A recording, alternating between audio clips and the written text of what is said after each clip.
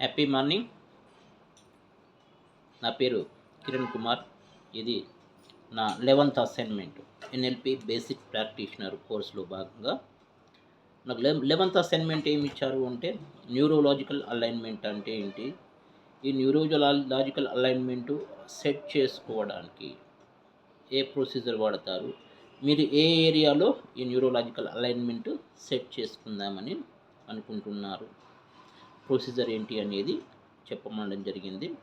నిజంగా neurological alignment అనేది ఒక బెస్ట్ టూల్ మనకి.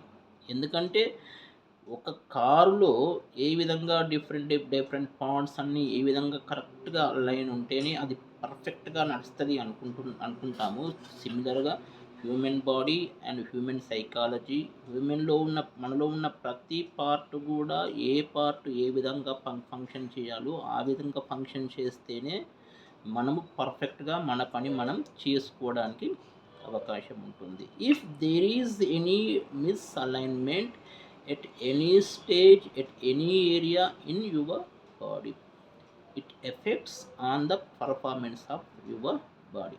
అంటే మీరు సైకాలజికల్గా కానీ ఫిజికల్గా కానీ పర్ఫెక్ట్గా పనిచేయాలంటే ప్రతిదీ కూడా పర్ఫెక్ట్గా అలైన్మెంట్ అయ్యి ఉండాలి. సో దీంట్లో ఇప్పుడు ఎక్కడైనా మిస్అలైన్మెంట్స్ ఉన్నాయా, ఎక్కడైనా మనం డిస్టర్బ్ చేసే అలైన్మెంట్స్ ఉన్నాయా, మిస్అలైన్మెంట్ అయ్యి ఉందా అనేది మనము తెలుసుకొని చేంజెస్ చేసుకోవచ్చు. ఇక్కడ న్యూరాలజికల్ అలైన్మెంట్ మనం పర్ఫెక్ట్గా చూసుకోవాలి అంటే దీంట్లో డిఫరెంట్ అలైన్మెంట్స్ అంటే ఫస్ట్ థింగ్ డిఫరెంట్ ఏరియాస్ మనం కన్సిడర్ చేయాల్సినవి. Number 1 environment. మనం ఏ ఎన్విరాన్మెంట్లో పనిచేస్తున్నాము, అలాగే ఏ ఎన్విరాన్మెంట్లో నివసిస్తున్నాము అంటే మన హౌస్ కానీ, మన ఆఫీస్ కానీ, మన బిజినెస్ కానీ ఇది మనకు పర్ఫెక్ట్గా సపోర్ట్ చేస్తుందా, ఆ ఎన్విరాన్మెంట్లో మనం పర్ఫెక్ట్గా మన ఫంక్షన్స్ మనం చేస్తున్నామా అనేది ఫస్ట్ మనం అనలైజ్ చేసుకోవాలి. అనలైజ్ చేసేసుకొని దాన్ని మనం ఏమైనా చేంజెస్ చేసుకోవాలనుకుంటే చేంజెస్ చేసుకోవాలి.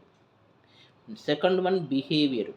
అంటే మన బిహేవియర్ అనేది చాలా ఇంపార్టెంట్. మన బిహేవియర్ ఎంత పర్ఫెక్ట్గా అంటే మనం ఏదైతే గోల్ సెట్ చేసుకుంటామో ఆ గోల్ను రీచ్ కావడానికి మన బిహేవియర్ పర్ఫెక్ట్గా సూట్ అవుతుందా, దానికి ప్రకారంగా సూటబుల్గా నేను పనిచేస్తున్నానా లేదా అనేది మనల్ని మనమే అసెస్ చేసుకొని దాన్ని అంటే మనం ఏ విధంగా చేంజ్ చేసుకుంటే మన బిహేవియర్ని మనము రీచ్ కాగలము అనేది పర్ఫెక్ట్గా అనలైజ్ చేసేసుకొని మన బిహేవియర్ని దానికి అనుకూలంగా మార్చుకునే కెపాసిటీ కూడా మనలో ఉంటుంది. దాన్ని మనం సెట్ చేసుకోవాలి. Number 1 environment, number 2 behaviour, number 3 capability and మన స్కిల్.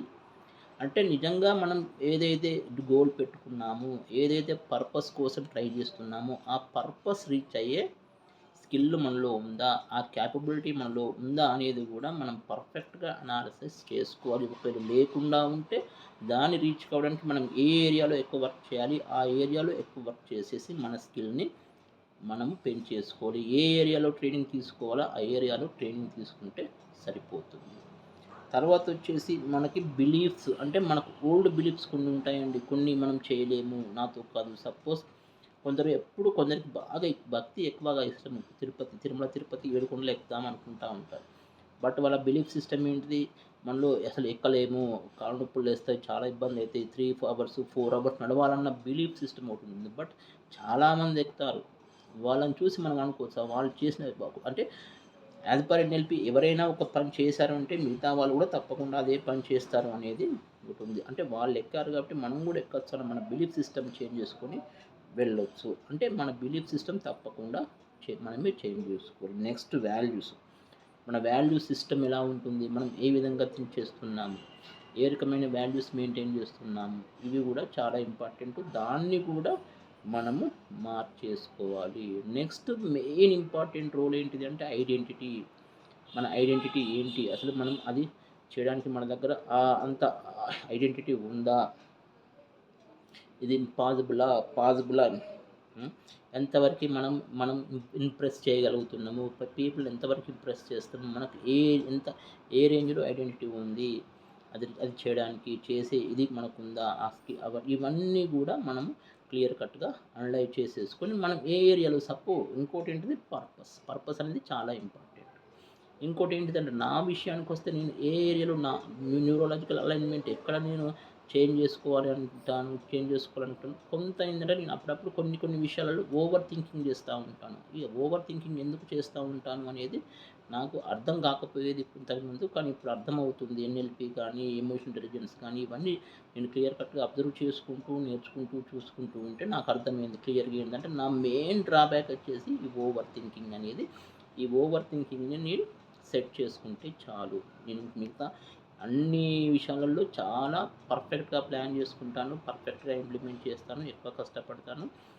బాగా కాన్సంట్రేషన్‌తో చేస్తాను. బట్ ఒక్కొక్కసారి ఓవర్ థింకింగ్ అనేది కొంత డిస్టర్బెన్స్‌గా తయారైంది. ఆ ఓవర్ థింకింగ్ అనే మిస్‌అలైన్‌మెంట్‌ని నేను చేంజ్ చేసుకోవడానికి ప్రయత్నం చేస్తున్నాను. ప్రయత్నం చేస్తాను. ఈ విషయంలో నేను తప్పకుండా సక్సెస్ సాధిస్తానని అనుకుంటున్నాను. థ్యాంక్ యూ అండి. Thank you. ఇది నా 11వ అసైన్‌మెంటు. నా పేరు Kiran Kumar. Thank you very much.